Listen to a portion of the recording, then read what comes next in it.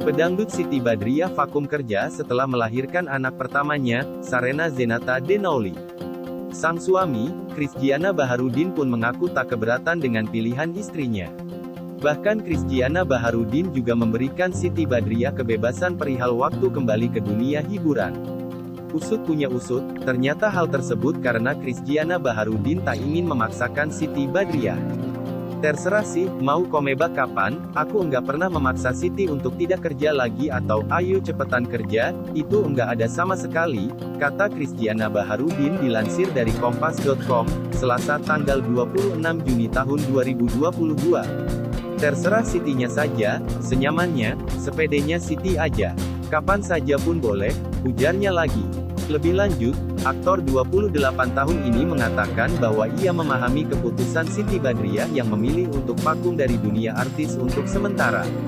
Pasalnya, saat ini yang terpenting adalah memperhatikan perkembangan buah hati mereka, Sarena. "Mungkin kalau sekarang, waktu enggak bisa diputar ya jadi sebisa semaksimal mungkin kita jagain bayi kita sampai enaklah buat ditinggalin kerja," tutur Krisdiana. Demi menjaga keselamatan sang anak, Krisdiana dan istri ternyata memasang kamera pengawas atau CCTV di setiap sudut rumah.